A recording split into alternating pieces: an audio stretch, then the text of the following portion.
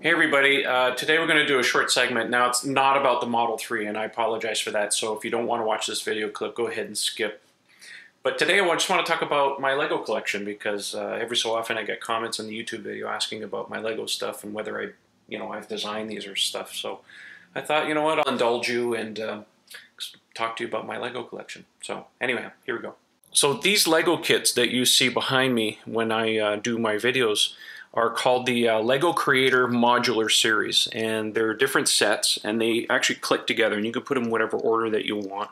So this one here is a Parisian restaurant, and this one here is a pet store, and then next to you have like a brownstone, and I've collected this one here. This is a department store, and you can see it says the word shop there, and then the other one's a LEGO bank.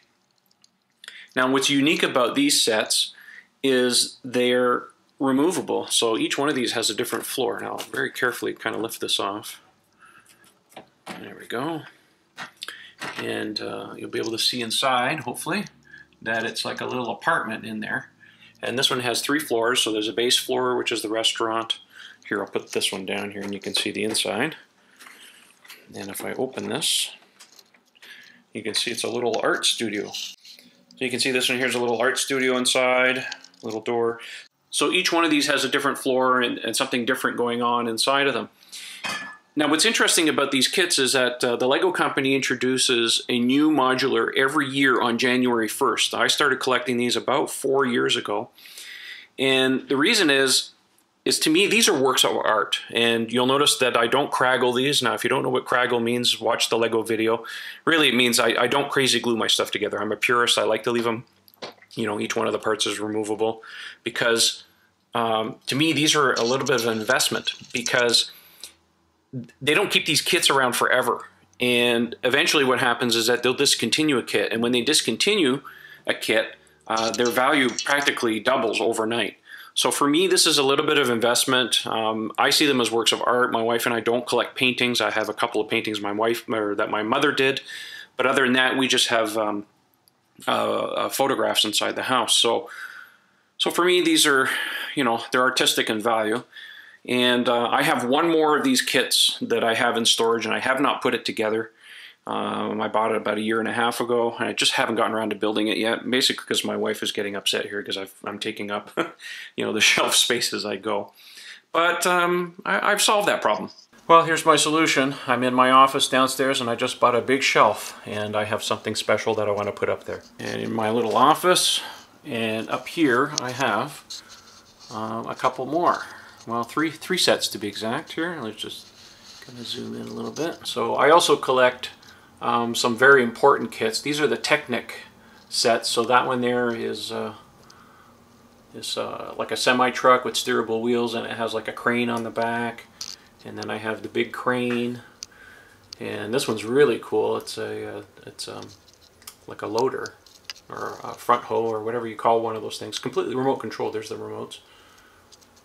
Anyhow, I have one more in storage there somewhere too. There's my Mac Plus. It still works. Well, here's that other kit I told you. This is another modular. This is the movie theater. And you can see, I mean, they're pretty serious pieces here. We're talking 2,200 pieces. I haven't put this one together. Like I said, I've had this one for about 1.5 years. And I love movies. Who doesn't love movies? So I figured I'd buy this too. If there's any kit that's going to be discontinued soon, I would say it's this one. So now remember when I said I have something to put on this shelf? Well, I'm going to build this. Now this kit just came out at the beginning of June. It is commemorative, 1,969 pieces. That's not a coincidence, folks. Anyways, Saturn V, it's a pretty big kit. I just picked this up some time ago. I'm a space nut. This is one of the reasons I like SpaceX so much is the Tesla stuff. So I figured, you know what, maybe I'll do a time lapse of building this kit and we'll put it on display. This is kind of important because the very first kit that I ever got, a LEGO, was given to me by my parents, I think in the early to mid 70s, and it was the Apollo Moonlander, the LEM, and back then it was pretty crude. I'll find a picture. Hey there, hey Nutty, how are you? Say hi.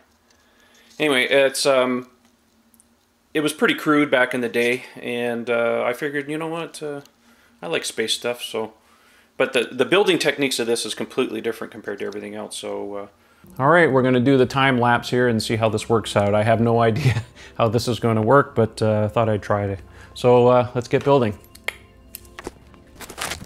First rule of collecting Lego stuff, if you're going to keep the product's value, keep the boxes. I usually collapse these and keep them. So here's the instruction booklet, kit number 21309. And oh, this is nice. Has a bunch of information and history about the Saturn project. A bunch of pictures in here. And then the build stages, which consists of, it's almost 200 pages, 193 pages or so. That's the other thing too, make sure you keep your instruction booklets. These are valuable as well. All right, so here we go. Start with bag number 1.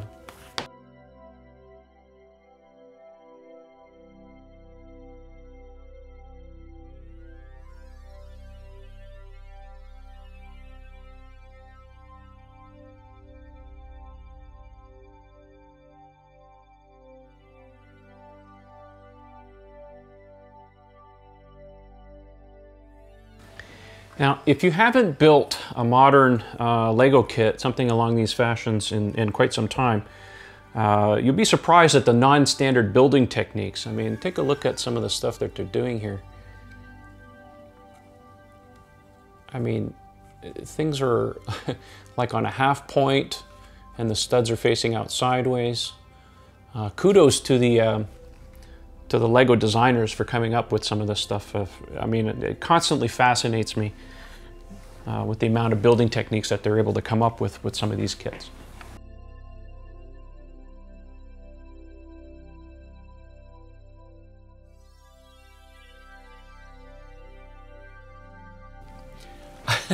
This is interesting. I've never seen a part built like this before. A variety of different techniques, sideways and upwards.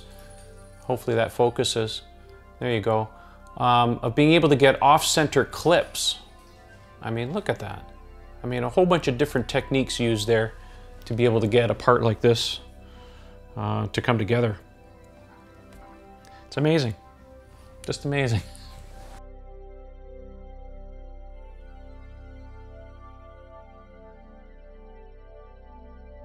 All right, so this is what bag 1 gets you. This is the stage. This, I believe, is the internal core structure of the first stage of the Saturn V Lego kit. I should mention, in a kit like this, the pieces that have lettering or designs on them are actually printed. They're not stickers. This is a sign of a quality, maybe a limited edition kit too, eventually.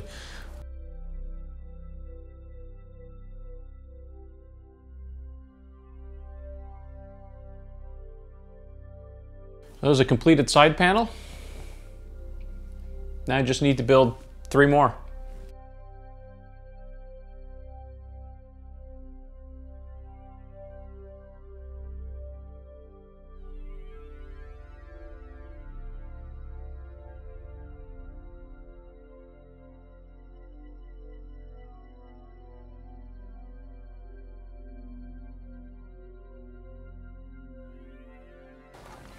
Well, as you can see, the structure is a lot stronger now that I've actually put the side panels on. You're starting to get the idea of this of the curve.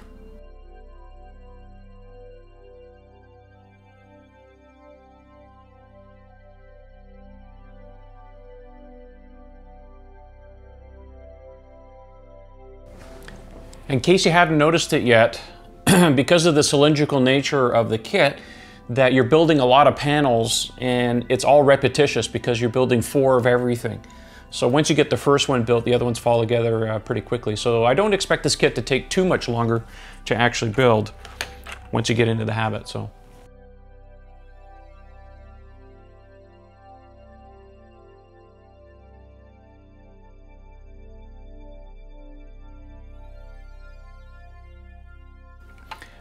I really have to show you this. This is quite interesting. We've got these panels that come up and there's no attachment points in here. You see it's just kind of floating, but they've got these crazy pieces that are installed sideways like this, and they click in. So you can see it's going to grab this plate and it's going to click onto this part here that was put on a 90-degree angle. Just like that. And now that secures this whole plate in place. It's not actually moving.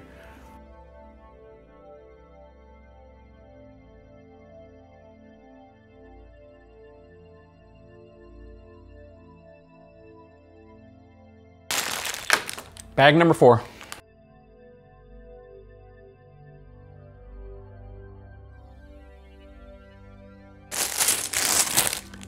Bag number 5.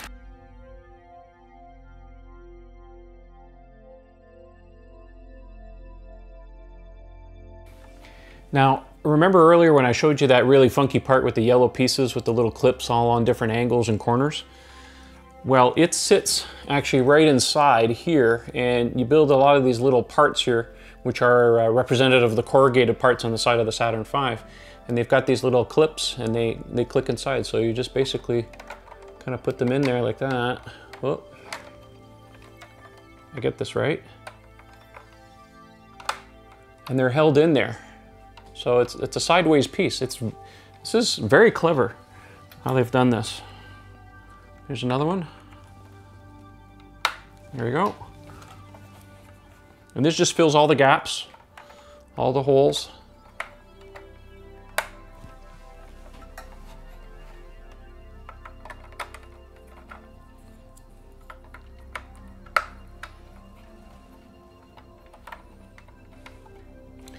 And there's some more filler pieces I gotta put in here.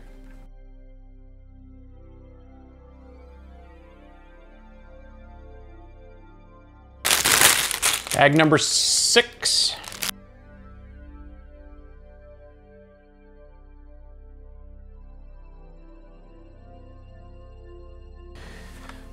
There's some very interesting details here when we go build the motors, is that they have these Technic shafts that sit in here like so, and they push in. If I can get it in there. There we go. But they're a little flimsy, so they've got these little Technic pieces on a corner, and there's a cross piece there, a little peg, and they slide in like this, and they click into this hole. There you go, like that. And then all of a sudden it just stiffens up the whole architecture. Again, it's just more really clever design.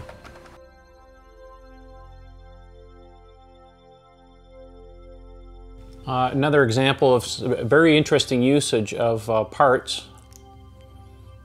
You can see here that there's an arm and, you know, like a little Star Wars blaster or whatever. And this will get curved down to simulate sort of the cooling or the fuel manifold that goes around the Saturn V F1 engines here. So I'll just install one of them.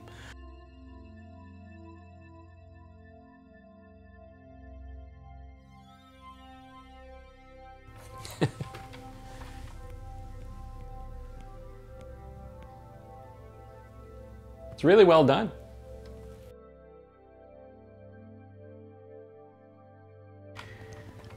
So you build all these little extra pieces here, and they're on little hinges or whatever, and then when you fold them down, now it starts looking like engine nacelles. You're going to fold them down into position like that.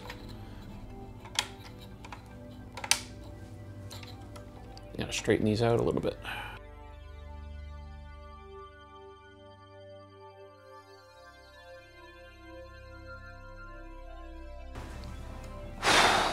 Okay, finished. That took me an hour and 45 minutes to build the first stage. I wasn't rushing. You just kind of get in through the flow of the motions of doing this because it's very repetitive. You're building a lot of the sections kind of over and over and over again. So not a difficult build, but very clever design in there. I can't say enough about this. I've never seen anything quite like this before. I've built a lot of Lego kits over the years, but there's some. I mean, the sheer amount of detail that's in this kit is astonishing, considering some non-standard building techniques.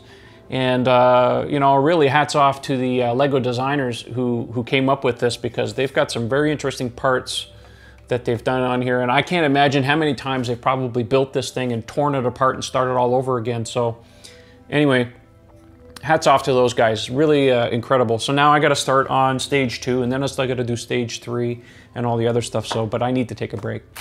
Back to the grind. Second stage, bag number 7.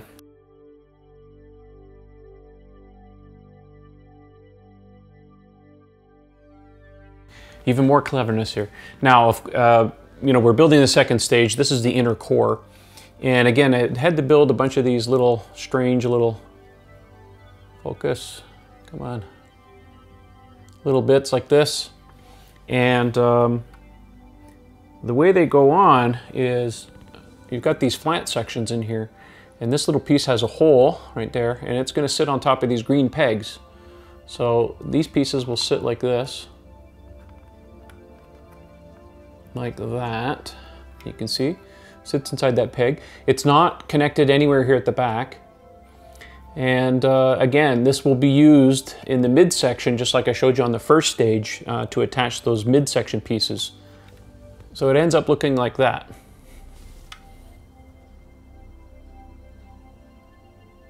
Very strange arrangement, but that's what it says.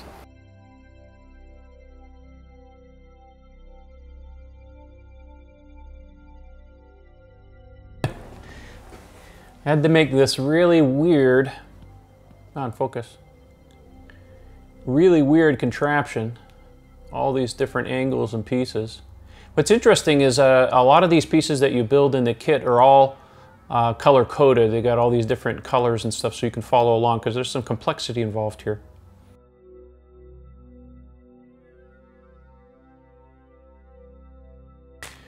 Bag number 8.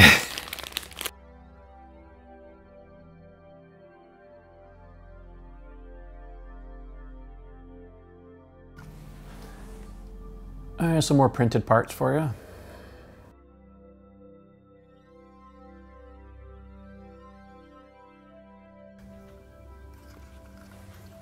There's most of the core of the second stage built. I move on to bag number 9, and this is going to build the side panels on the second stage.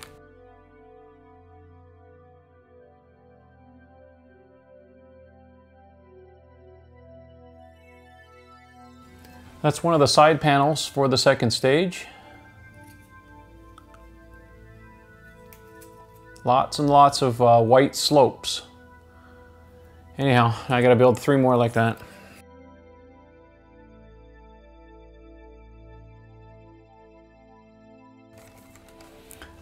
There you go, second stage, mostly done. Still got some panels to put in. Details, bottom part. This is solid. It's really well done. Bag number 10.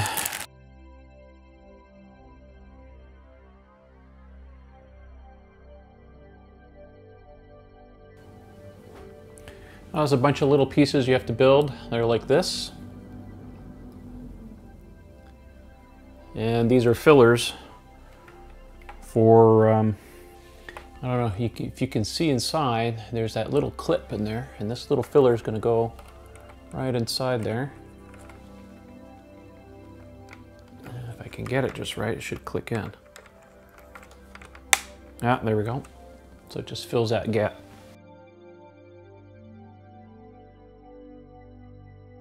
There we go, stage 2 is finished. You can see the 5 J2 engines on the bottom. This could be dressed up, I think, a little bit more, maybe with some helium bottles or something. I don't know. But still very good detail. I like it. Now, the way the stages click together is you've got these fasteners right here, these clamps. These parts all the way around.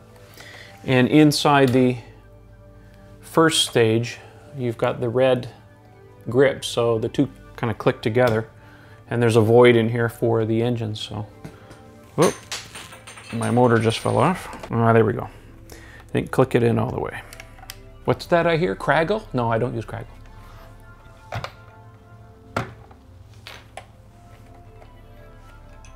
Whoa, that's solid. That's not going anywhere. Whew, good size. All right, we're just gonna kind of lay this down over here. Oh, it's heavy too. All right, we're kind of onto the home stretch now. 2 more bags left, 11 and 12.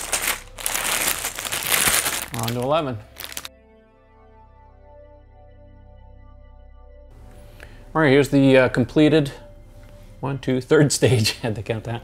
And you can see, you know, the single J2 engine on there. A little detail here from the engine.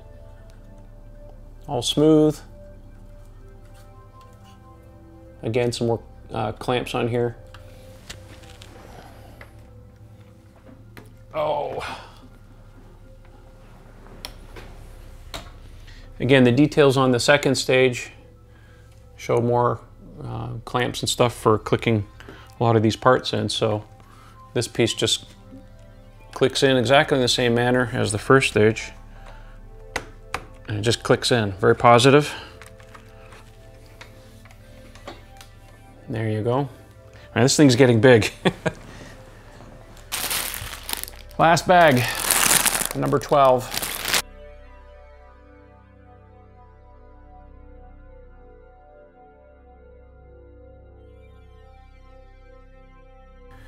All right, I have completed the upper stage.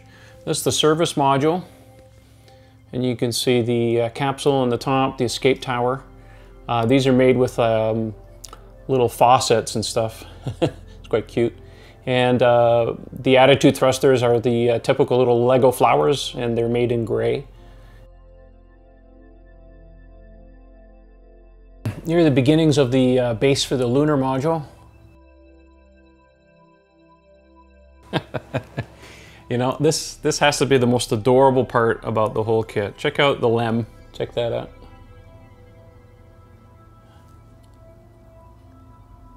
And the legs fold out.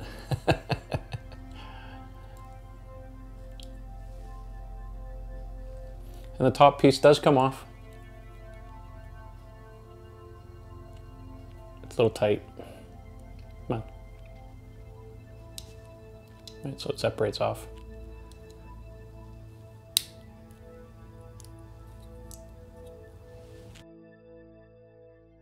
The kit is not to minifig scale, but what they have done is that they've given us these little astronauts about that big.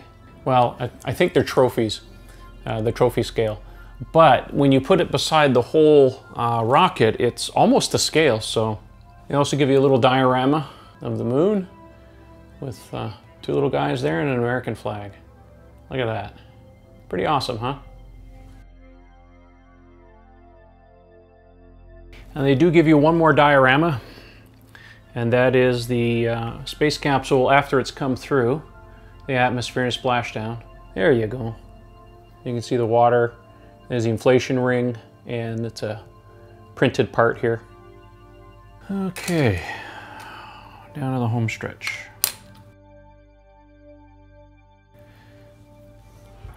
We're done. It's done. And typical with Lego, you end up with, you know, a handful of parts left over. Well, as you can see, folks, this thing is a monster. It sits a full meter tall. I mean, the detail on this thing is exceptional. I mean, look at the detail in the engines in there. I mean, it's so well done.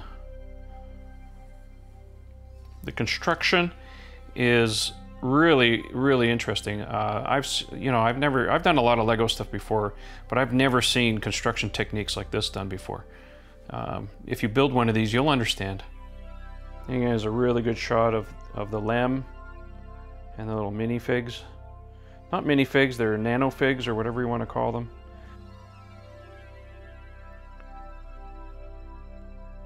It's a good shot of the space capsule. I mean, here's the even best part. Look, the LEM actually fits right inside the housing with the legs folded up. Isn't that clever? I mean, you can get a pretty good idea of how big this thing actually is.